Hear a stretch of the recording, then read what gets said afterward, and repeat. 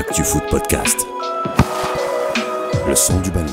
Bonjour et bienvenue sur Toltico, le podcast où on parle tactique. Et pour m'accompagner dans ce nouvel épisode, Jules Gris, journaliste chez ActuFoot 06. Bonjour Jules. Bonjour Rida.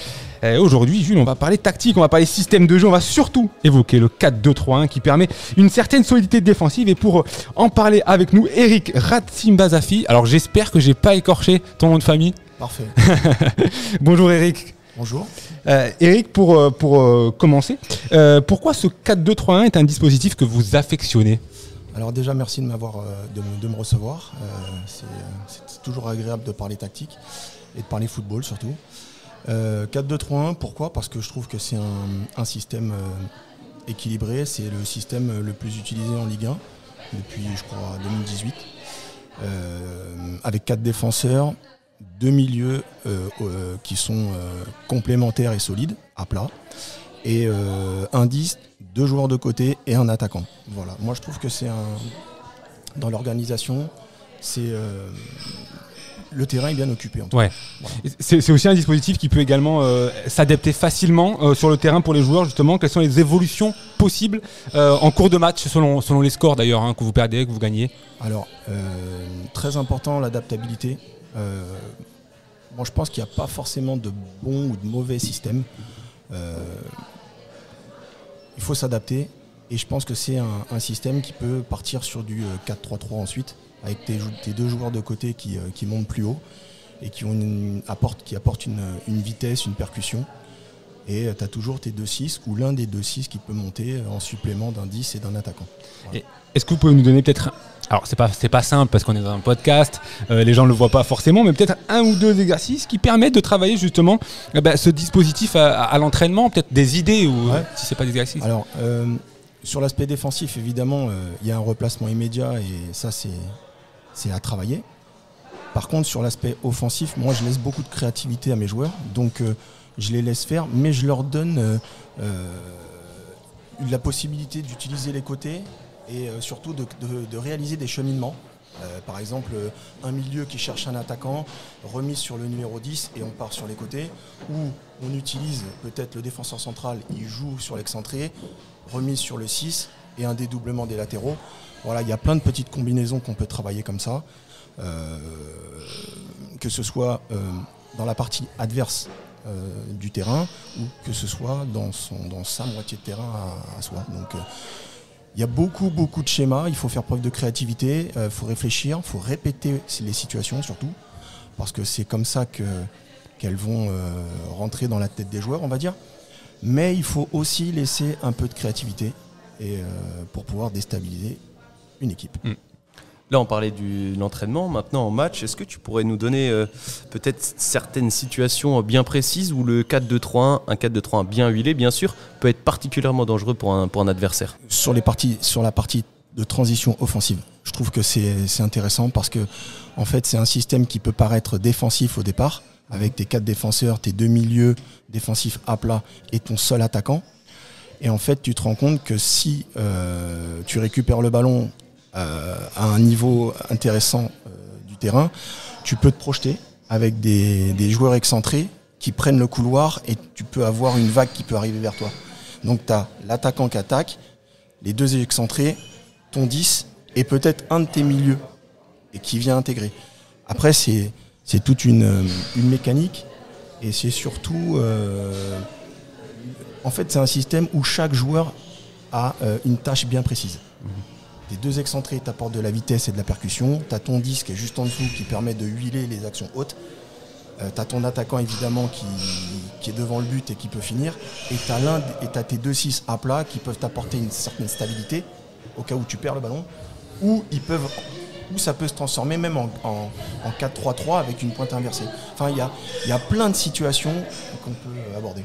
Tu parlais de liberté pour les joueurs offensifs, mais pour pouvoir avoir cette liberté, justement, il faut une certaine rigueur, comme tu l'as dit, derrière. Ouais.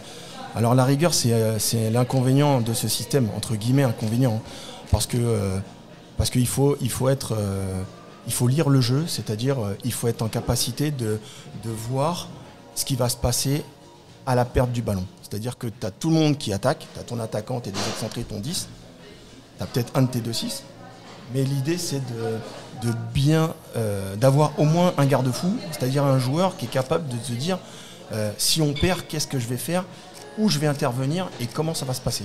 Voilà, c'est ça un peu, c'est le coup d'après en fait. Quel profil de joueur s'adapte le mieux à ce dispositif? Parce que j'imagine que pas tous les joueurs peuvent s'impliquer, peuvent rentrer dans ce dispositif-là. Tous les joueurs peuvent. Ouais. Après, ça dépend à quel niveau tu joues et quelles sont les équipes en face de toi. Et ce que le coach recherche aussi, parce que c'est toujours une sensibilité que le coach doit avoir. Moi, je recherche, j'aime bien les joueurs excentrés, les joueurs de couloir, des joueurs qui percutent, des joueurs qui déstabilisent, qui déséquilibrent une équipe. Et c'est un système aussi qui permet d'avoir des complémentarités. C'est-à-dire que l'excentré droit, il doit avoir une complémentarité avec l'excentré droit. De l'autre côté, c'est pareil. Les défenseurs centraux, ils doivent avoir une petite complémentarité. Au milieu, pareil. Enfin, il y a des affinités, des complémentarités à travailler et à renforcer. Donc voilà. Mais chaque joueur peut rentrer dans ces systèmes. Ouais. Après, voilà, c'est au choix du coach. Si par exemple tu as une équipe en face de toi qui joue dans ce même dispositif, comment est-ce qu'on peut faire la différence? Comment est-ce qu'il faut s'adapter justement pour prendre l'avantage? En fait, ce qui va... c'est pas forcément dérangeant de jouer contre une équipe qui a la même façon de jouer, le même système, pardon, mais en fait tout dépend de ton animation. Si tu animes, comment tu animes et ce que tu recherches, ne serait-ce que à la récupération du ballon, où tu veux le récupérer. Bloc haut, bloc médian, bloc bas, comment tu te projettes, comment tu fermes les espaces, l'orientation du corps de tes joueurs, où tu veux les emmener. Voilà. Après, c'est ton animation qui va faire que tu vas apporter un plus à ton système. C'est à toi de l'animer et de le faire comprendre aux joueurs. Je reviens un petit peu sur ce fameux milieu de terrain, ces deux milieux de terrain, comme on dit, ce double pivot. Comment est-ce que, quelle importance il a dans ce système et comment on l'anime de manière offensive et de manière défensive justement pour garder cette stabilité Ces deux milieux-là, c'est ton socle en fait. C'est un peu ton équilibre. Alors il faut avoir des joueurs intelligents et complémentaires. J'aime bien avoir un joueur athlétique et un joueur un peu plus technique dans cette doublette-là. Ce qui est intéressant aussi, c'est qu'ils sont en capacité de prendre toute la largeur du terrain et de permettre aux deux joueurs de côté de prendre un peu plus le large, on va dire. Après, il y a un replacement défensif et cette rigueur dont on parlait tout à l'heure qu'il faut avoir. Et ces deux joueurs-là sont capables de freiner une transition offensive adverse pour permettre aux autres de se replacer et de gagner du temps. Voilà. Le numéro 10 aussi doit être impliqué dans ce travail défensif ou au contraire tu es plus adepte d'un numéro 10 plutôt libre, etc. Alors, moi j'attache beaucoup d'importance à l'aspect défensif et je pense qu'aujourd'hui dans le foot moderne, on en avait parlé tout à l'heure, mais aujourd'hui tout le monde doit défendre. C'est impossible. C'est fini de voir les deux attaquants ou le seul attaquant qui est devant et qui attend les ballons et qui lève le bras. Ça, c'est plus possible. Aujourd'hui, il faut des joueurs qui courent. Tout le monde doit courir à la perte du ballon. Et tout le monde doit se sentir concerné à la perte du ballon. C'est obligatoire. Tout le monde doit courir. Alors, on peut courir, mais il faut courir intelligemment et surtout ensemble. Ensemble pour pouvoir récupérer le ballon le plus tôt possible. Enfin, moi, c'est ce que je recherche en tout cas. Et ensuite l'exploiter. Parce qu'en fait, le football, c'est un sport de déséquilibre.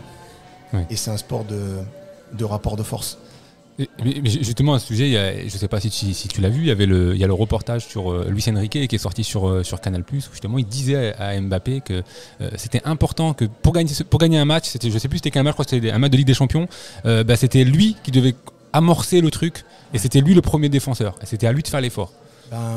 Oui, il a raison, parce que, évidemment, je ne vais pas le contredire, mais il a raison, parce que quand on est 11 à défendre, déjà, c'est plus facile de récupérer le ballon. Ça, c'est important. Mais c'est aussi le message que tu envoies à tes coéquipiers. Exactement. Si toi, tu t'appelles Mbappé et que tu es attaquant, tu marques des buts, mais en plus, tu défends, c'est un signal hyper important et positif que tu envoies à tous tes partenaires. C'est-à-dire que si toi, tu es capable de presser, de récupérer, de tacler, les autres qui sont avec toi, ils se disent on va être là pour lui. Ouais. Ça, c'est le premier message. Et le deuxième message, c'est vis-à-vis du défenseur central. Moi, j'ai été défenseur central. Je sais très bien que quand j'ai un joueur, un attaquant qui me presse en permanence, je ne peux pas relancer tranquillement. Exactement. Donc, c'est un peu embêtant. Donc, ouais, ça a plusieurs particularités, plusieurs avantages. Ouais, c'est clair. Et il parlait de Luis Enrique, je reviens sur un truc dont on a parlé en off tous les deux. Pour toi, c'est important de s'inspirer et de regarder justement les meilleurs coachs qui se font actuellement en Europe? Ah ouais, complètement. Complètement. Aujourd'hui, un coach, il est obligé de se nourrir de ce qu'il voit tous les mardis, les mercredis, soir. Aujourd'hui, on a la chance d'avoir des analystes, enfin des vidéos, des matchs. On a la chance d'avoir ces retransmissions-là. Il faut s'en appuyer complètement. Il y a plein de choses à voir, il y a plein de choses à apprendre. Et puis il y a plein de choses que tu peux retranscrire sur le terrain, même au niveau amateur, à ton échelle. Il faut que tu t'inspires. Tu es obligé de t'inspirer de ce qui se passe du haut niveau pour pouvoir ensuite le retranscrire. Alors évidemment, il faut l'adapter. On n'est pas sur 5-6 séances par semaine. On est sur 3, voire 2, au niveau amateur. Mais il y a déjà des prémices, il y a déjà un petit fil conducteur et il y a déjà des choses que tu peux mettre en place très simplement. Donc l'objectif lors des séances, c'est peut-être optimiser le temps que tu as avec tes joueurs pour pouvoir mettre en place des choses. Pour revenir à ton système, est-ce qu'il existe justement un système particulier devant lequel ce 4-2-3-1 est en force, est en position de force sur le terrain? Oui, évidemment, mais encore une fois, ça répond à l'adaptabilité. Oui. Tu vois, quand on te dit 4-2-3-1, tu te dis ils vont tous rester en place, il y a tes 2 lignes de 4 et puis un 10 et un attaquant. Ça peut être défensif et puis pas très très flatteur. Ouais. Mais d'un autre côté, si tu l'animes correctement, tu peux te transformer rapidement en une force de frappe énorme avec des joueurs qui attaquent. Si tu as tes 2 latéraux en plus qui montent, comme je le vois par exemple à Paris où tu as un Hakimi qui monte à outrance. Voilà. Et puis tu as tes 2-6, un 6 qui coulisse, qui prend cette place. En fait, aujourd'hui, il y a un système, c'est le fil conducteur, mais à côté de ça, il y a tout un mouvement, toute une mécanique, et tout le monde bouge partout, dans tous les sens. Mais il faut que chacun soit observateur de ce qui va se passer à la perte du ballon. Ouais. C'est ça surtout. Ouais. Ça, c'est indéniable. Au niveau des 4 joueurs offensifs, du coup, c'est un système, comme tu l'as dit, qui donne beaucoup de liberté. C'est un souhait de ta part de toujours laisser la liberté justement à ces joueurs offensifs qui sont les créateurs du football? Ouais, je leur laisse beaucoup de liberté. Je n'interviens pas. J'aime quand ça dribble. Tout à l'heure, on disait que c'était un rapport de force. Ouais, c'est un rapport de force. Les joueurs de côté, par exemple, ils doivent déséquilibrer une défense. Si tu hybrides tes joueurs, que ce soit en jeune ou en adulte, en leur disant lâche-la, comme j'entends souvent. Non, faut les laisser avancer, faut les laisser dribbler. Après, il faut juste leur expliquer qu'il y a des zones où tu dois dribbler. C'est sûr que si tu dribbles dans tes 6 mètres, c'est compliqué. Par contre, si tu dribbles dans la surface de réparation adverse et que tu percutes tout le temps et que tu arrives à déséquilibrer un défenseur, parce que ça fait 40 minutes qu'il se fait dribbler et que tu lui mets un peu en difficulté, là oui, c'est intéressant. Là, c'est très intéressant. Non, il faut laisser le joueur libre. Il y a déjà beaucoup de contraintes comme ça, que là il faut qu'il s'exprime, le joueur. Après, sur l'aspect défensif, par contre, il faut être intransigeant, il faut un équilibre, il faut que tout le monde défende, et il faut que tu sois solide. Oui. Il faut que tout le monde participe à cette conquête du ballon en permanence. Oui, sur cette liberté créative, il y a une causerie qui est sortie, celle du coach de hier avant le match face à Cannes, justement, où il donnait les zones, où il disait justement un petit peu les zones où le joueur peut se faire plaisir. Il montrait cette zone défensive, il dit justement face à ce genre d'adversaire-là, face à ce genre d'équipe-là, s'il y a bien une zone où il ne faut pas prendre de risques, c'est celle-ci en fait. Il ne faut pas tenter le mauvais dribble, le dribble qui va finalement... le dribble qui peut te punir. Exactement. Le dribble qui peut te punir, on en a vu, on en connaît tous dans des matchs serrés où toi tu domines, tu as 1-0 et puis il y en a un qui fait une erreur. En fait, l'idée, c'est plus tu vas aller vers le haut niveau, et plus un petit détail comme ça, insignifiant, peut te mettre en grande difficulté. Carrément. Après, il y a peut-être une donnée mentale aussi. Tu gagnais 1-0, enfin tu domines à 0-0, puis tu fais cette petite erreur-là, comment tu vas réagir? Donc l'idée, c'est de laisser aucune miette à l'adversaire et d'utiliser les bonnes zones de dribble. Voilà, et d'appuyer là où ça fait mal, parce qu'en fait, c'est ça. Le haut niveau aussi, c'est ça, c'est t'appuies là où ça fait mal. Tu y as un peu répondu. Pour terminer, est-ce que c'est un dispositif qu'on peut adapter chez les jeunes, notamment quand je parle de jeunes, je parle U14, U15, c'est-à-dire des jeunes qui arrivent sur terrain à 11, qui n'ont pas encore cette maîtrise totale, cette maturité tactique, j'ai envie de dire. Est-ce que c'est un dispositif qu'on peut facilement mettre en place? Ouais, complètement. Tu peux l'adapter avec tout type de public. Il faut juste bien l'expliquer. Et puis il faut faire des cheminements. Des cheminements à vide, bloc bas, bloc haut, et puis petit à petit, donc avec des piquets, et petit à petit tu peux intégrer des joueurs. Un 11 contre 4, un 11 contre 6 progressivement, et puis tu arrives sur une vraie situation de jeu. Ouais. Donc, où tu laisses la part à la créativité. Et après, tu peux rajouter des petites choses et observer comment tes joueurs réagissent à la perte du ballon. Ça aussi. Donc tu peux faire plein de choses, mettre plein de choses en place par rapport à ça, et tu observes les comportements et les placements de chaque joueur. Donc c'est un dispositif, il n'y a pas forcément besoin d'une maturité tactique importante, ou à partir du moment où c'est bien travaillé en entraînement, ça peut se mettre en place sur un match, c'est pas risqué. Ouais, non. Après, il faut répéter. Ouais. Oui, c'est comme tout. Voilà, il faut répéter, il faut expliquer. Aujourd'hui, on a la chance d'avoir des supports vidéo. Moi, je sais que j'envoyais des vidéos aux joueurs, donc des petits montages pour leur permettre de bien comprendre ce que j'attendais d'eux sur la partie défensive, parce que ça, c'est important d'avoir un équilibre. Et donc, oui, aujourd'hui, il faut s'appuyer de tous les outils qu'on a à notre disposition pour faire rentrer un message aux joueurs et leur montrer, et après les sensibiliser sur les réussites, évidemment, pour que justement ce soit ancré.